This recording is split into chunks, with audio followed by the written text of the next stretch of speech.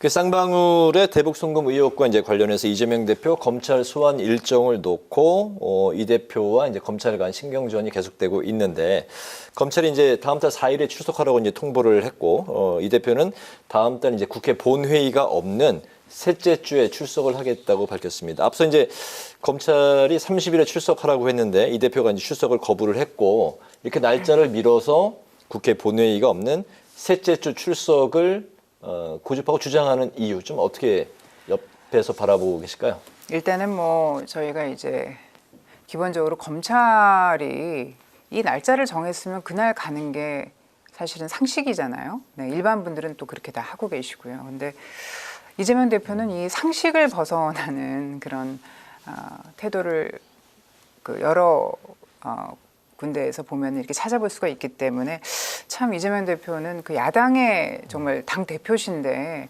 왜 저렇게 그 상식을 벗어난 그런 상황을 항상 만드시나 좀 안타깝습니다.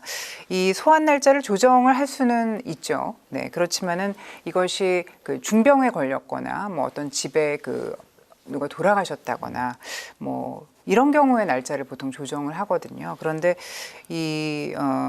이재명 대표 같은 경우에는 이제 그런 것도 아니고 이 대정부 질문이 있을 때 야당 대표가 나와서 질문에 답을 할 것도 아닌데 굳이 그 소환 일자를 조정을 하면서까지 반드시 그 자리에 또 있겠다라고 이렇게 말씀하시는 그 점에 대해서도 좀 의아하다 이런 말씀을 드리고요. 더 중요한 것은 영장 청구 날짜를 비회기 기간 동안 해달라라는 그런 주문이지 않았습니까? 그래서 이것은 당내 표결에 가면은 체포영장이 통과되지 않을까 하는 그런 불안감이 있기 때문이지 않을까. 뭐 저희는 그렇게 보고 있는 것이고요.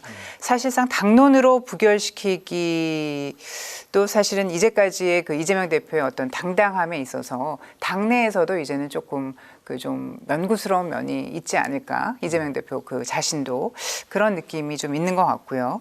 결국 그 본인의 스케줄에 맞는 날짜를 검찰에 밝힌 것은 역시 당대표답지 못한 어떤 그런 꼼수이다.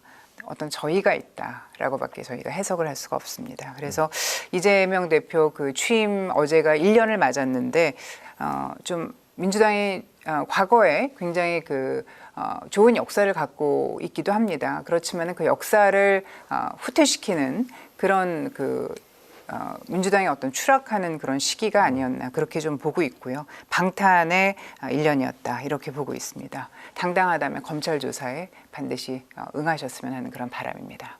네. 네, 정말